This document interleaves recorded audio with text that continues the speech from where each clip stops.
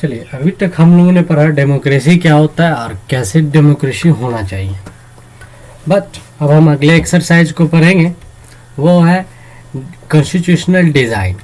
मतलब इस चैप्टर में, अभी तक पिछले चैप्टर में हमने पढ़ा कि डेमोक्रेसी वह होता है जहाँ पे रूलर्स को फ्रीडम नहीं है, वो जो चाहे वह करे। मतलब कि कोई भी इलेक्टेड मेंबर जो इलेक्ट होके आया है after elections, he can not do whatever he want. So वह करेगा क्या और किस आधार पे करेगा, इसके लिए कुछ बेसिक रूल्स बनाए गए। उस रूल्स को बनाना और वह रूल्स जो फॉलो करेगा, उस सारे को एक जगह करके इकट्ठा करने पे जो रूल्स की किताब बनते हैं, उसे हम अब कॉन्स्टिट्यूशंस कहते हैं। मतलब कॉन्स्टिट्यूशंस एक सुप्रीम लॉ होता है किसी भी कंट्री का। वह डिफाइन करेगा कि लोगों का अधिकार क्या है, गवर्नमेंट की कहाँ तक पावर है और गवर्नमेंट काम कैसे करेगा। इसीलिए अब हम इस चैप्टर में पढ़ेंगे कि कैसे कॉन्स्टिट्यूशंस को डिज़ाइन किया जाए किसी भी डेमोक्रेसी के लिए, और क्यों कॉन्स्टिट्यूशंस हमारे लिए महत्वपूर्ण है, कैसे कॉन्स्टिट्यूशंस को हम लोग ला सकते हैं, बना सकते हैं और किस तरीके से बना सकते हैं, और जो भी कॉन्स्टिट्यूशंस बनाएंगे उसमें राज्यों के क्या अधिकार होंगे, और क्या अगर एक बार कॉन्स्टिट्यूशंस को हम लोगों ने अपना लिया तो बाद में उसमें कुछ चेंजेस कर सकते हैं या फिर नहीं, और कर सकते हैं तो क्या क्या चीज़ों की ज़रूरत पड़ेगी। इन सभी चीज़ों का इस चैप्टर में हम पढ़ेंगे।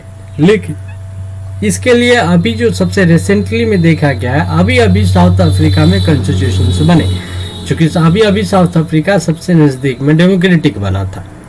इसलिए हम शुरुआत साउथ अफ्रीका के डेमोक्रेसी से करेंगे, वहाँ के कॉन्स्टिट्यूशंस कैसे बने उससे करेंगे, और फिर धीरे धीरे हम इंडिया को भी इसके साथ कोरिलेट करेंगे। तो स्टार्ट करते हैं। आज का चैप्टर है कॉन्स्टिट्यूशनल डिज़ाइन। डेमोक्रेसी कॉन्स्टिट्यूशंस इन साउथ अफ्रीका। मतलब साउथ अफ्रीका में डेमोक्रेटिक कॉन्स्टिट्यूशंस कैसे हैं। I have fought against white domination and I have fought against black dominations. I have cherished the ideal of a democratic and free society in which all persons live together in harmony and with equal opportunity. ये बातें Nelson Mandela के द्वारा की गई है कि मैं white डोमिनेशंस, मतलब जहाँ पे लोगों में गोरे लोगों का ज़्यादा प्रभाव था, मैंने उसके विरोध में भी लड़ा। मैंने ब्लैक डोमिनेशन, जहाँ पे काले लोगों का ज़्यादा प्रभाव था, उसके विरोध में भी मैं लड़ा था। मैंने डेमोक्रेटिक को भी अपनाया था, डेमोक्रेटिक को भी फील किया, फ्री सोसाइटी को भी फील किया, और मैं वहाँ भी रहा जहाँ पे लोग शांत भाव से सब एक साथ मिलजुल के रहते थे और लोगों को इक्वल अपॉर्चुनिटी, मतलब इक्वल संभावनाएं मिला करती थी। It is an ideal which I hope to live for and to achieve. यह एक आइडियल होगा इन्हें पाने के लिए और ऐसे ही जिंदगी जीने के लिए। बट इफ नीड बी, और अगर ऐसी आवश्यकता हो तो it is an ideal for which I am prepare to die. तो अगर ऐसा हो सकता है, ऐसा भी हो सकता है कि यह आइडियल ऐसे भी आइडियल हो जिसकी मैं तैयारी कर रहा हूँ, जिसके मैं मरूँ। This was the Nelson Mandela. यह कहने वाले नेल्सन मंडेले के वर्ड्स थे। Being tried for treason by the white South African government. यह एक ट्राइड ट्रीजन थे। यहाँ पे ट्रीजन जो है, मतलब जो वाइट साउथ अफ्रीकन गवर्नमेंट्स था, मतलब साउथ अफ्रीका में जो गवर्नमेंट बनी थी पहले वाइट लोगों के द्वारा, उनसे ये सप्रेस थे ज़्यादातर। He and 7 other leaders were sentenced to life imprisonment in 1964 for daring to oppose apartheid regime in his country. मतलब ये, और साथ में इनके साथ 7 और अलग लीडर्स थे जिन्हें सजा सुनाया गया लाइफ इम्प्रिजमेंट, मतलब आजीवन कारावास का 1964 में। किसके विरुद्ध? जब इन्होंने एपार्थाइड रिजाइम के अपोज में काम किया था, मतलब उसके विरोध में इन्होंने काम किया। ये एपार्थाइड क्या? एपेथेल्ट उसे कहते थे जब साउथ अफ्रीका में 1964 के समय में गोरे लोग और काले लोग के बीच में जो मतभेद थे उसे ही एपेथेल्ट कहते हैं। He spent the next 28 years in South Africa, most dread prisons. इन्होंने अपने जीवन के 28 साल, अगले 28 साल साउथ अफ्रीका में बिताया, जिसमें ज़्यादातर वह जेल में ही रहे। Robben Island, apartheid divided the peoples and liberal Robben Island के ऊपर स्ट्रगल अगेंस्ट एपाथेल्ट, मतलब कि एपेथेल्ट के विरोध स्ट्रगल कैसे चला उनका। अभी अभी मैंने बतलाया था एपेथेल्ट उसे कहते थे जो साउथ अफ्रीका में उस समय में जो गवर्नमेंट गवर्न करती थी वाइट और ब्लैक, तो वाइट गवर्नमेंट जो गवर्न करती थी उसे ही एपेथेल्ट कहते थे। तो apartheid was the name of system of racial discriminations unique to South Africa. यहाँ पर भी बताया है कि एपेथेल्ट उस सिस्टम का नाम था जिसमें लोगों को उनके कलर के हिसाब से, मतलब उनके शक्ल के कलर के हिसाब पे, रंग के हिसाब से साउथ अफ्रीका में जो भेदभाव किया जाता था उस सिस्टम को एपेथेल्ट कहते हैं। The white European impose the system on south Africa, और यह सिस्टम वाइट यूरोपियन द्वारा साउथ अफ्रीका पे इम्पोज किया गया था, मतलब लगाया गया था। During the 17th and 18th century, 17th और 18th सेंचुरी के मध्य में समय में the trading companies from Europe occupy it with arm and force. उस समय में क्या हुआ, जो भी कंपनी यूरोप की कंपनीज थी, चूंकि आप जानते हैं कि सबसे शुरुआत में सबसे पहले इंडस्ट्रियलाइजेशन यूरोप में आया था, और यूरोप जैसे ही जैसे प्रगति करने लगी, जैसे जैसे वह डेवलप होती चली गई, वह आस पड़ोस या उसके आसपास और दूसरे कंट्रीज पे अपना धीरे धीरे जाके कब्जा जमाने लगी। उसी तरह 17th और 18th सेंचुरी के मध्य में एक कंपनी, यूरोपियन कंपनी जितने भी थे वो सारे यहाँ आर्म और फोर्सेस के साथ आए और उन्हें कब्जा कर लिया। और इसी तरह दे ऑक्यूपाई इंडिया, जिस तरह उन्होंने इंडिया पे ऑक्यूपाई किया, बट अनलाइक इंडिया, लेकिन इंडिया की तरह नहीं, a large number of whites had settle in South Africa and become the local ruler. और इंडिया की तरह नहीं बल्कि साउथ अफ्रीका में बहुत बड़ी मात्रा में गोरे लोग बस गए और धीरे धीरे करके वह वहाँ के लोकल रूलर बन गए। The system of apartheid divided the people and levelled them on the basis of their skin colour. और उन्होंने जब वो लोकल गवर्नमेंट में, लोकल पार्टीज में इंटर कर गए तो वहाँ पे एक सिस्टम बना गया एपेथेल्ट का। उस एपेथेल्ट ने लोगों को बांट दिया उसके स्किन के कलर के आधार पे। The native people of South Africa are black in colour, क्योंकि जो लोग साउथ अफ्रीका में जन्मे थे और वहीं के थे उनका कलर ब्लैक था। They made up about 3/4 of the population, और वह टोटल साउथ अफ्रीका का लगभग 3/4 पॉपुलेशन को ऑक्युपाई करते थे, जिन्हें वह ब्लैक्स कहा करते थे। इन सभी के बावजूद दो और भी ग्रुप्स बने हुए थे जिसमें लोग मिक्स्ड रेसेस थे, मतलब कुछ गोरे थे कुछ काले थे। हु वेयर कॉल्ड कलर्ड, जिसे वहाँ कलर्ड कहा जाता था। और कुछ ऐसे भी लोग थे जो माइग्रेंट होके आए थे, जैसे इंडिया से कुछ लोग माइग्रेंट होके अफ्रीका चले गए थे। आपने सुना ही होगा बहुत, जब गांधी जी के बारे में सबों ने सुना है, गांधी जी साउथ अफ्रीका गए हुए थे, तो वो उसके बाद की बात है। तो जब साउथ अफ्रीका गांधी जी जा सकते हैं, उसके बाद बहुत सारे लोग इंडिया से माइग्रेट होकर साउथ अफ्रीका गए थे। तो वही कुछ ऐसे लोग का कम्युनिटी हुआ करता था, ग्रुप हुआ करता था। The white rulers treated all the non white as inferior. जो भी गोरे लोग थे वो गोरे को छोड़ के जो भी दूसरे कलर के थे उन सभी को वह काफी हीन भावना, हीन मन से देखा करते थे। The non white did not have voting rights. जो भी काले या फिर किसी दूसरे कलर के थे लेकिन गोरे नहीं थे, उन्हें वोट देने का अधिकार नहीं था। Apartheid system was particularly oppressive for the blacks. यह जो एपेथेल्ट सिस्टम था यह मेनली ब्लैक्स लोगों के ऊपर में लगाया गया था, उन्हीं के लिए मेनली लाया गया था। They were forbidden from living in white area. उस सिस्टम में यह था कि इन्हें ब्लैक्स को कभी भी वाइट्स के एरिया में रहने नहीं दिया जाएगा, उन्हें वहाँ से भगा दिया जाएगा। They could work in white area only, वो सिर्फ वहाँ काम कर सकते हैं। If they had a permit, अगर उन्हें कहीं से मतलब वो अगर कहीं से अनुमति ले आए तो ही उन्हें वहाँ काम किया जा सकता है, लेकिन उन्हें वहाँ रहने भी नहीं दिया जाएगा।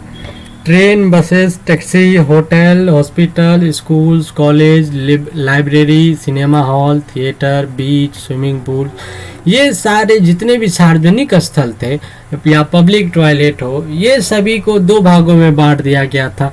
अब यह वाइट्स के लिए अलग और ब्लैक्स के लिए होता था, दो पार्ट में होते थे। और इसे ही क्या कहते थे, वहाँ के सिग्रीगेशन कहता था। This was called segregation. इस टाइप के सिस्टम को वहाँ पे सिग्रीगेशन कहते थे। They could not even visit the churches. वह ब्लैक्स लोगों की बात कर रहे हैं, वह चर्च भी नहीं जा सकते, जहाँ पे उस चर्च नहीं जा सकते जहाँ पे वाइट लोग जाके प्रार्थना करते हैं भगवान की। ब्लैक्स लोग कुड नॉट फॉर्म एसोसिएशंस। वो कभी भी एसोसिएशंस नहीं बना सकते, मतलब संगठन नहीं बना सकते। वह कभी भी अपने जो भी उनके साथ ट्रीटमेंट हो रहा है, मतभेद जितने भी भेदभाव हो रहे हैं उसके विरोध में वो प्रोटेस्ट भी नहीं कर सकते। लेकिन चूंकि 1950 में the blacks and colours and Indian fought against the apartheid system, लेकिन जब 1950 में ब्लैक्स, कलर्स और जो भी माइग्रेंट थे इंडियंस के, वो सारे मिलकर एपेथेल्ट सिस्टम के अगेंस्ट में लड़े और उन्होंने एक प्रोटेस्ट मार्च लॉन्च किया और स्ट्राइक किया, उनके ऊपर धावा बोला। The African National Congress was the umbrella organisation. और उस समय जो सबसे अम्ब्रेला ऑर्गेनाइजेशन था वो अफ्रीकन नेशनल कांग्रेस था।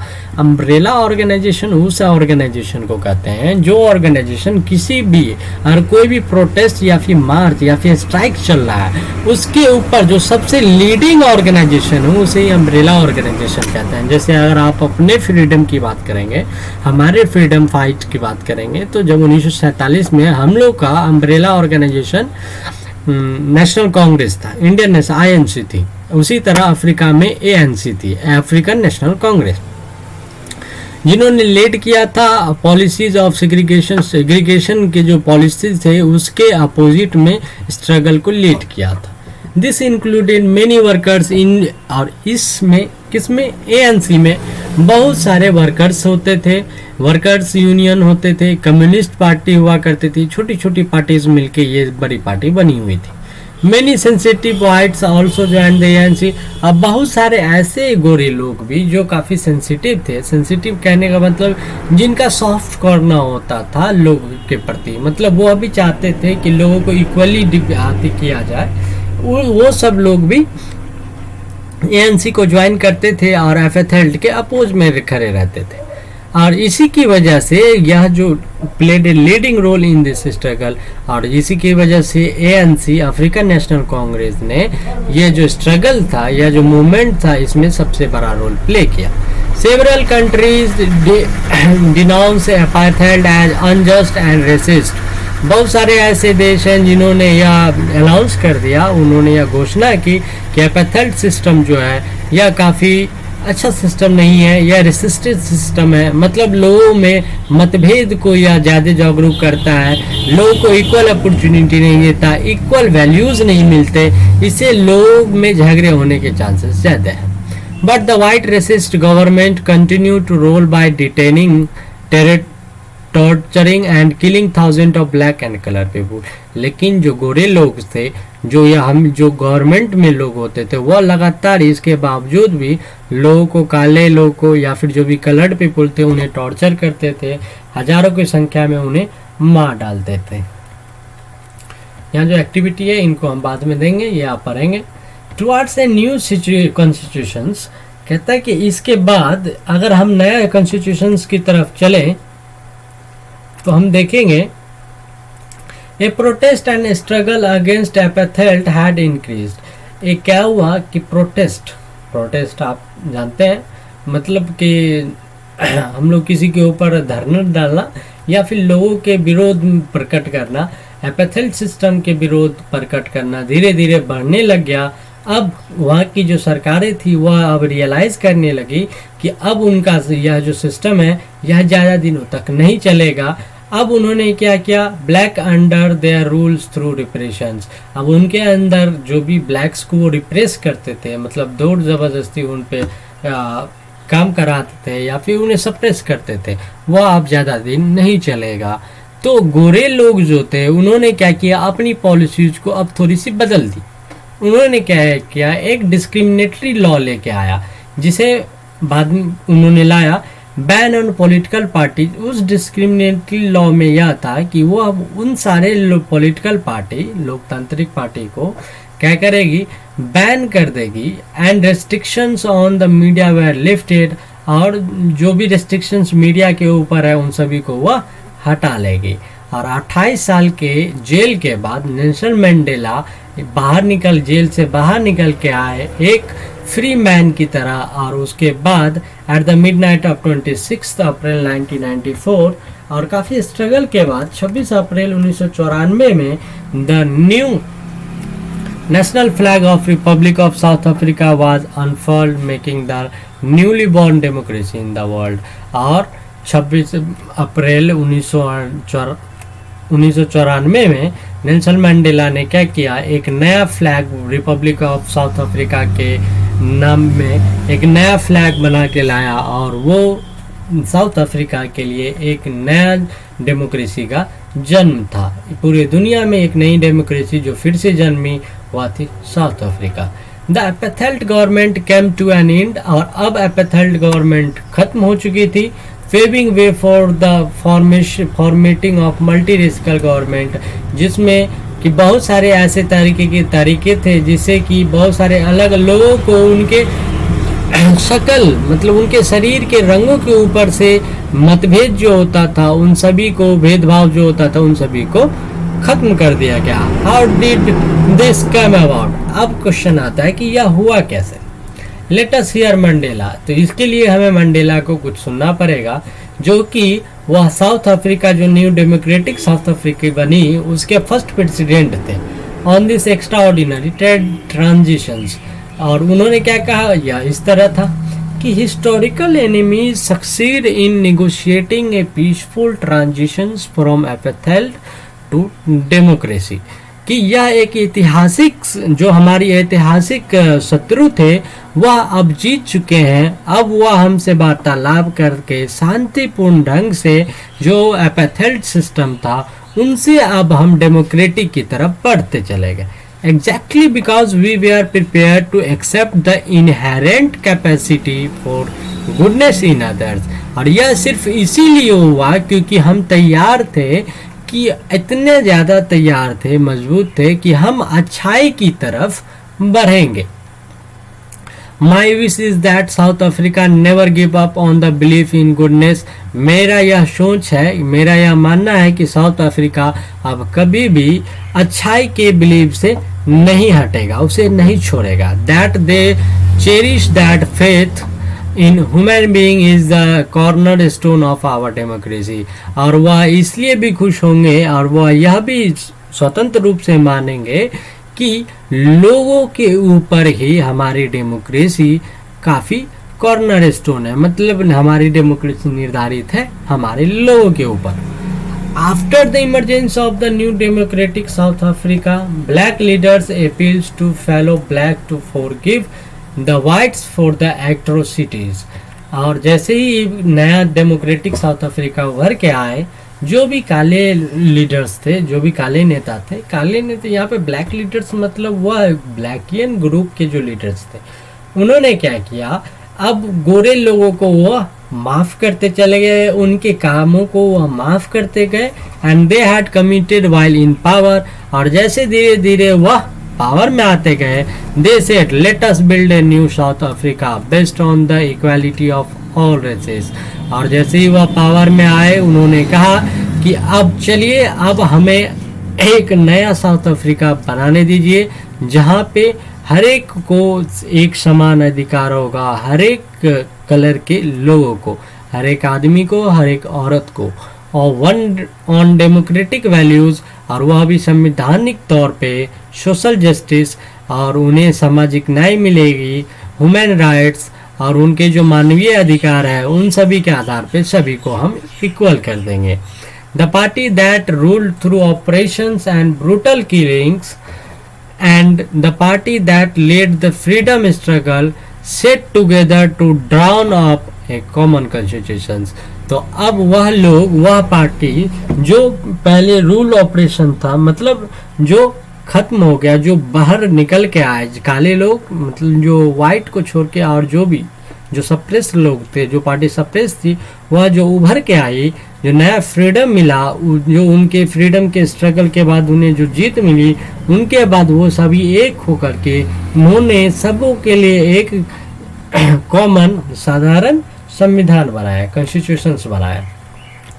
After 2 years of discussion and debate, और 2 साल के करीब मतभेद, करीब बातचीत और डिबेट्स के बाद उन्होंने one of the finest constitutions the world have even had.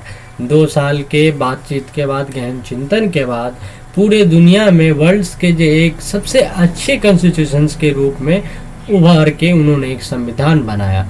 The constitution gave to its citizens the most extensive rights available in any country. यहाँ का जो संविधान था, उन्होंने अपने जो नागरिक है, सिटीजन्स हैं, उन्हें सबसे बेहतर एक्सटेंसिव राइट्स, ऐसा राइट्स दिया जो पूरे किसी दूसरे कंट्रीज में किसी भी नागरिक को नहीं था। Together they decide that in the search for a solution to the problem, उन्होंने यह, सबों ने मिलकर यह डिसाइड किया कि हम लोग किसी भी प्रॉब्लम का एक साथ मिलकर सॉल्यूशन ढूंढेंगे। Nobody should be excluded, कोई भी पीछे नहीं छूटेगा, कोई भी इससे बाहर नहीं होगा। No one should be treated as demon, किसी को भी हम नीचे के तौर पे नहीं ट्रीट करेंगे, नहीं मानेंगे। They agreed that everybody should become part of the solution, उन्होंने यह सहमति दिखाई कि हर एक लोग, कि हमारे जो भी सॉल्यूशन ढूंढ के लाएंगे उसमें उनका योगदान होगा। Whatever they might have done or represent in the past, उन्होंने जो भी पहले किया या फिर जो भी उन्होंने पहले दर्शाया, the preamble to the South Africa constitutions sum up this spirit, और जो साउथ अफ्रीकन कॉन्स्टिट्यूशंस के जो प्रियम्बल है वह इन सभी चीज़ों को दर्शाता है। यहाँ पे प्रियम्बल, किसी प्रियम्बल का मतलब होता है शुरुआत, पूरा शब्द छेप, मतलब जैसे अगर हम कोई भी चीज़ खोलते हैं, बुक्स खोलते हैं, तो बुक्स खोलने से पहले सबसे ऊपर में प्रेसाइज आता है। तो प्रेसाइज क्या है, वो बुक्स के अंदर क्या क्या है उन सारी चीज़ों को ऊपर में एक छोटे नोट्स में बताता है। उसी तरह प्रियम्बल किसी भी संविधान के शुरुआत होता है, जिसमें संविधान का पूरा निचोड़ होता है, कम शब्दों में। The south African constitution inspired Democrats all over the world, और साउथ अफ्रीका के जो कॉन्स्टिट्यूशंस थे, उन्होंने दुनिया के जितने और सारे देश हैं उन सभी को इंस्पायर किया, उन्हें प्रोत्साहित किया कि state denounce by the entire world till 1994 as the most undemocratic one in now seen as the model of the democracy, कि वह राज्य, वह देश जो अब तक 1994 तक पूरे और दूसरे देशों के विरोध में सबसे कम, सबसे घटिया देशों में गिना जाता था, वह अब आज लोगों के लिए इंस्पिरेशन मॉडल बन के उभरा, डेमोक्रेसी के मॉडल बन के उभरा। What made this change possible was the determination of the people of South Africa. जो भी यह चीज़, जो भी यह कामें हुई, यह सिर्फ इसलिए संभव हुआ क्योंकि लोगों, साउथ अफ्रीकन लोगों का जो डिटर्मिनेशन था कि वह सारे एक जगह आके काम करेंगे, एकजुट होके काम करेंगे, वह सारे इन सभी चीज़ को ट्रांसफॉर्म कर देंगे, बदलेंगे अपने अपने एक्सपीरियंस के आधार पे, जिससे कि सारा नेशंस एक रेनबो में बदल जाए, मतलब उनका देश सतरंगी अच्छे अच्छे कलरों में बदल जाए, मतलब खुशहाली फैल जाए। Speaking on the south African constitution, Mandela said, south Africa के संविधान के ऊपर कहते हुए मंडेला यह कहते हैं कि the constitutions of South Africa speak of both the past and futures, कि साउथ अफ्रीका का जो संविधान है वह हमें बताता है साउथ अफ्रीका के पास्ट के बारे में और उसके फ्यूचर के बारे में भी। ऑन द वन हैंड, जबकि एक हाथ में, it is a solemn pact in which we as South African declare to one another that we shall never permit a repetition of our racist brutal and repressive past. जबकि दूसरे हाथ में जो हमारे अफ्रीका, वह बताते हैं कि हम जो भी साउथ अफ्रीकन थे उसमें हम एक दूसरे को कभी भी यह अनुमति नहीं देते थे जिससे कि कहने का मतलब ज़्यादातर मतभेद, लोगों के बीच में ज़्यादातर मतभेद था, लोग भेदभाव करते थे, एक दूसरे को सप्रेस करते थे, मारते पीटते या फिर जो भी वहाँ पे पास में चला करता था वो। But it is more than that, लेकिन यह उससे भी ज़्यादा है। It is also a charter for the transformation of our country into one. यह हमारे कंट्री के जो ट्रांसफॉर्मेशन है, बदलाव है, उसकी यह पहल है। Which is truly shared by all it's people, जो कि हमारे देश के सारे नागरिकों के द्वारा शेयर किया गया। A country which in the fullest sense belongs to all of us, black and white, women and man. कि ऐसा देश जो कि हमारे सारे देशवासियों में बसता है, चाहे वह गोरा हो, काला हो, मर्द हो, औरत हो। इस चैप्टर में इसको आप देख सकते हैं, या जैसे उनके पूरे देश के आदि को बताता है। Why do we need a constitution? यह तो बात हुई जैसे कि हमने शुरुआत में कहा कि इस चैप्टर में अब हम बात करेंगे कि पहले चैप्टर में हमने पढ़ा था कि डेमोक्रेसी होता क्या। और डेमोक्रेसी में कोई भी, अगर मान लीजिए किसी देश में डेमोक्रेसी है तो कोई भी शासक या जो मर्जी आए वह नहीं कर सकता। तो उसको काम करने के लिए क्या चाहिए था, उसे कुछ रूल्स को फॉलो करना है। उस रूल्स को ही डेमोक्रेसी में कॉन्स्टिट्यूशंस कहते थे।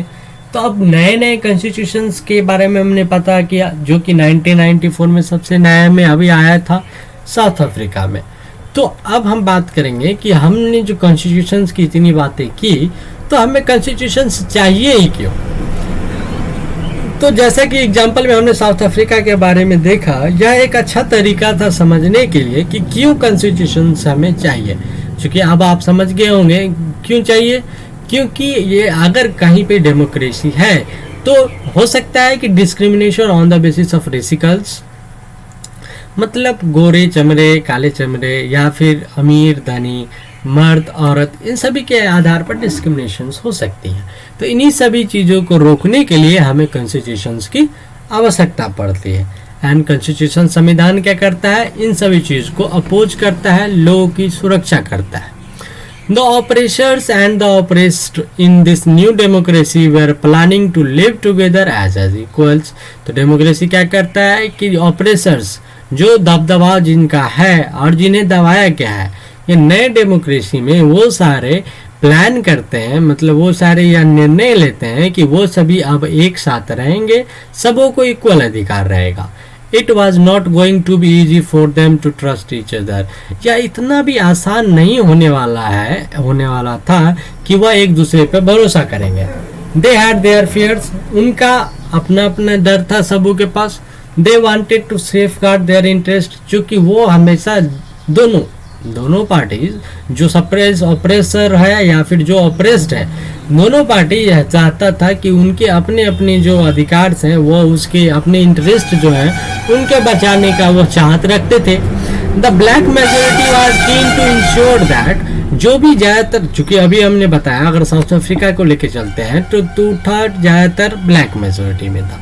तो ब्लैक मेजोरिटी हमेशा यह चाहती थी, यह इंश्योर करना, सुनिश्चित करना कि जो संवैधानिक तौर तरीके प्रिंसिपल्स होंगे वह क्या होंगे। अब majority rule was not compromised, कि मेजोरिटी रूल के ऊपर में वो कम्प्रोमाइज नहीं किया जा सके।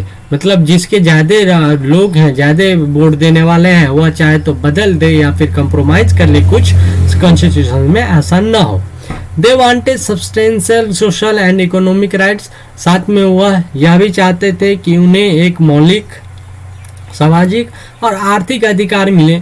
The white minority was keen to protest, जबकि जो गोरे लोग थे वह यह चाहते थे, वह इट्स प्रिविलेजेस एंड प्रॉपर्टी, गोरे लोग अपने जो भी उसके स्वामित्वता थी, मतलब जो भी उनकी प्रॉपर्टी थे या फिर जो भी उनको बिलोंग्स करता था, उनका प्रोटेक्शन के बारे में वह चाहते थे।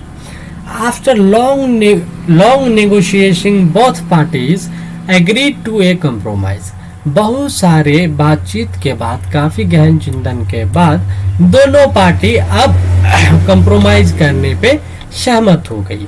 The white agreed to the principle of majority rule and that of 1 person 1 vote। यहाँ पे जो गोरे लोग थे अब वह इसलिए सहमत हो गए, उन्होंने कहा कि कि मेजोरिटी रूल के ऊपर हम सहमत हो जाएंगे, मतलब अब सिर्फ एक पर्सन एक वोट होगा। They also agree to accept some basic rights, साथ में उन्होंने इसको भी सहमति दिखाई कि कुछ जो बेसिक राइट्स हैं, मतलब जो आधारित जो भी उनके राइट्स होंगे गरीब लोगों के या जो वर्कर्स को उनको मिलेगा। The black agreed that the majority rule would not be absolute, black ने भी यह एग्री किया कि मेजोरिटी रूल ही हमेशा एब्सोल्यूट नहीं होगा, मतलब आधिपत्य नहीं होगा। They agreed that the majority would not take away the property of the white minority, उन्होंने यह भी सहमति दिखाई कि मेजोरिटी कभी भी व्हाइट जो माइनॉरिटीज हैं उनके प्रॉपर्टी को नहीं छीनेगी, उनसे नहीं लेगी। The compromise was not easy, ये compromise था यह इतना भी आसान नहीं था। How was this compromise going to be implemented? अब बात थी कि यह compromise डील तो हो गई, लेकिन अब यह implement कैसे होगा। Even if they manage to trust each other, यह तभी हो सकता है यदि ये दोनों एक दूसरे पे भरोसा करें। What was the guarantee that this trust will not be broken in future? इसकी क्या है गारंटी है, इसकी क्या आती गारंटी है कि ये दोनों जो ट्रस्ट अभी एक दूसरे पे कर रहे हैं वह बाद में जाके खत्म नहीं होगा फ्यूचर्स में। The only way to build and maintain trust in such a situation is to write down some rules of the game that everyone would abide by। तो जो एक ही सभी का सिचुएशंस था, एक ही एक ऐसा सॉल्यूशंस था जिससे यह सुनिश्चित किया जा सके कि इन दोनों के ऊपर जो ट्रस्ट है दोनों का एक दूसरे पे वह तभी बना रह सकता है जब जो रूल्स बने हैं उन सारे रूल्स को एक जगह लिखा जाए और कोई भी इस रूल को नहीं तोड़ेगा। These rule lay down how the rulers are to be chosen in future। साथ में यह रूल यह भी बताएगा कि कैसे हमारे आगे भविष्य में कैसे नया रूलर्स चुन के आएगा। These rules also determine what the elected government are empowered to do। और साथ में यह रूल यह भी बताएगा कि अब आगे जो चुन के आएंगे मेंबर्स, गवर्नमेंट चुन के आएगी, उनके पास क्या क्या पावर होंगे, वो क्या क्या करेंगे और वह क्या नहीं करेंगे। अंततः यह रूल यह भी डिसाइड करेगा कि जो भी सिटीजन्स हैं, जो भी नागरिक हैं, उनके पास क्या अधिकार हो। ये रूल वर्क तभी करेंगे जब winners can not change them very easily. यह रूल तभी वर्क करेंगे जब अगर कोई जीत के आता है, कोई गवर्नमेंट बनाता है, तो वह इसे आसानी से इन सारे रूल्स को न बदल पाए। This is what the South Africa did. यही एक ऐसा काम था जो साउथ अफ्रीका ने किया। They agreed on the some basic rule, वो सभी कुछ बेसिक रूल्स के सहमत हो गए। They also agreed that this rule will be supreme, उन्होंने यह भी सहमति दिखा दी कि यह जो भी रूल्स हैं यह सबसे उच्चतम होगा। That no government will be able to ignore this. इसका मतलब हुआ कि कोई भी गवर्नमेंट, चाहे वह ब्लैक्स हो या फिर वाइट्स हो, वह इसे इग्नोर नहीं कर सकते, मतलब इसे छेड़छाड़ नहीं कर सकते। This set of basic rules is called constitutions. और यह जो छोटे छोटे रूल्स के जो सेट्स हैं, मतलब इकट्ठा करके जो रूल्स के सेट्स हैं, उसे ही कॉन्स्टिट्यूशंस कहते हैं। Constitution making is not unique to South Africa. Constitutions बनाना साउथ अफ्रीका के में ही नहीं हुआ था, बल्कि every country has diverse group of peoples. चूंकि हर एक कंट्री के पास अलग अलग प्रकार के लोग रहते हैं। Their relationship may not have been as bad as that between the white and black in South Africa. हो सकता है उनका रिलेशन इतना भी खराब नहीं है जितना कि साउथ अफ्रीका में गोरे और काले के बीच में था। But all over the world peoples had differences of opinion and interest. लेकिन दुनिया के हर एक लोगों के बीच में उनके ओपिनियन, उनके इंटरेस्ट को लेके काफ़ी डिफरेंसेस रहता है। Whether democratic or not, most country in the world need to have these basics rule। कहते जो कि ऐसा हो भी सकता है कि कुछ देश जिस जहाँ पे डेमोक्रेसी रहे ना रहे, लेकिन उनको कुछ बेसिक्स रूल को फॉलो करना पड़ता है। This applies not just to governments, और यह सिर्फ सरकार पे लागू नहीं होती बल्कि कोई भी संगठन जो हैव इट्स कॉन्स्टिट्यूशन। हर एक संगठन की अपनी एक संविधान होता है। It could be A club in your area. ऐसा हो सकता है कि यह एक आपके एरिया का क्लब हो सकता है, या फिर कोई भी कोऑपरेटिव्स कंपनी हो सकती है, सोसाइटी हो सकती है, पॉलिटिकल पार्टी हो सकती है। इन सभी लोगों को एक कॉन्स्टिट्यूशंस की नीड होती है। इसीलिए किसी भी देश का कॉन्स्टिट्यूशन वह होता है सेट ऑफ राइटिंग रूल्स, जिसमें कि रूल्स नियम लिखे गए हों और जो हर एक लोग, वह लोग जो वहाँ रहते हैं एक साथ कंट्रीज में, उन सभी को स्वीकार हो। हाँ,